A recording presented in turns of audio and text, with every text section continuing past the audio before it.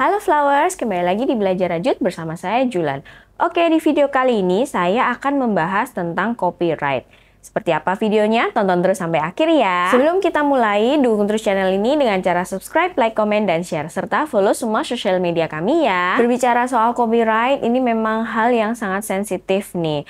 Nah, ide dari bikin video ini adalah sebenarnya beberapa waktu lalu saya itu membeli buku fisik nih, buku tentang rajutan di Sena Flora Yarn. Jadi buku-buku ini itu memang isinya itu tentang berbagai macam pola.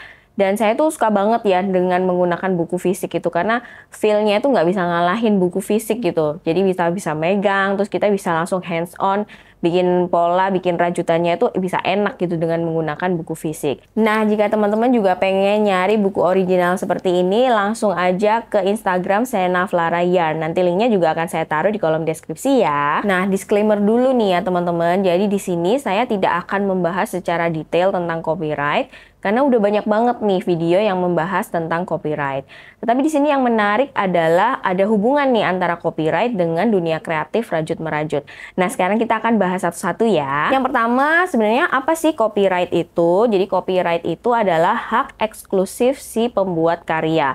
Jadi ini adalah cara supaya melindungi desainer atau si pembuat karya itu dari bajakan nih teman-teman. Jadi kalau kita misalnya ingin menggunakan karya tersebut, kita harus meminta izin pada si pembuat karya tersebut. Nah, yang berikutnya sekarang apa sih hubungannya antara copyright dengan dunia kreatif rajut merajut?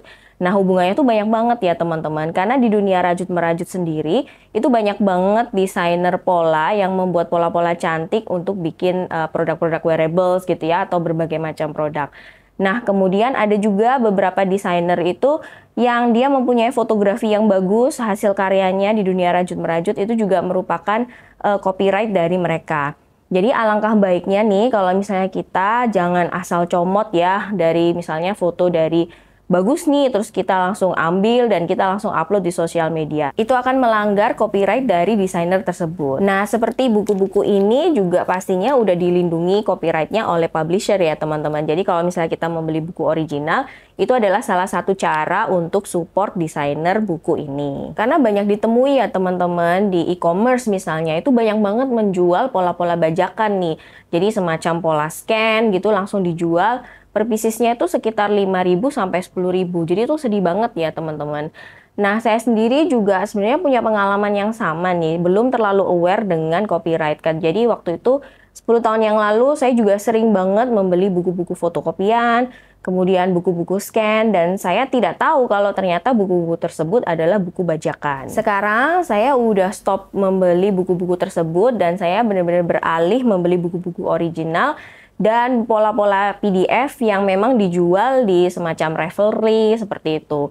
Karena sebenarnya pola-pola original itu harganya juga tidak mahal kok teman-teman. Itu kisaran sekitar $6 sampai $7. Jadi itu kurang lebih sekitar 70.000 sampai 80.000. Nah, kenapa kita harus support dan sangat aware dengan copyright nih? Karena pengalaman saya menjadi pattern tester kemarin nih teman-teman, membuat pola itu benar-benar tidaklah hal yang mudah. Jadi seorang desainer itu jadi dari awal harus bikin konsep desainnya terlebih dahulu, kemudian dia harus merumuskan semua tusukan-tusukannya atau stitchesnya. Dan ini adalah yang paling penting, dia harus mempersiapkan dan mencari beberapa orang yang mau menjadi pattern testernya untuk menguji coba hasil polanya sebelum dijual. Jadi itu membutuhkan proses yang sangat panjang nih teman-teman. Untuk pattern tester sendiri itu biasanya durasinya kurang lebih sekitar 1 bulan sampai 2 bulan.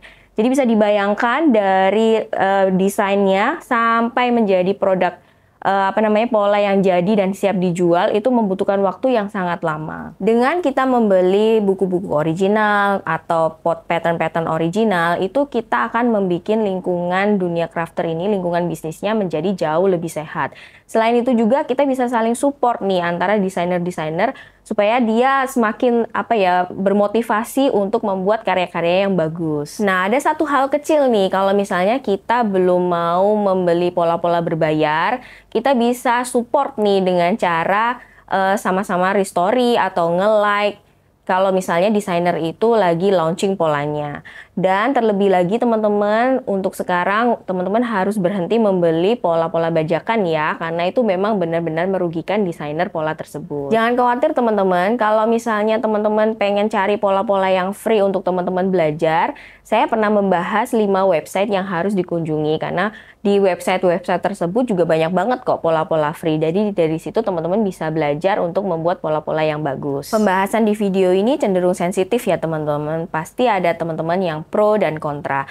Tapi alangkah baiknya kalau kita memulai dari langkah kecil ini untuk mengurangi pembajakan. Dengan melakukan langkah kecil untuk mengurangi pembajakan, saya yakin dunia bisnis di crafter ini, di dunia rajutan, itu akan semakin sehat nih teman-teman.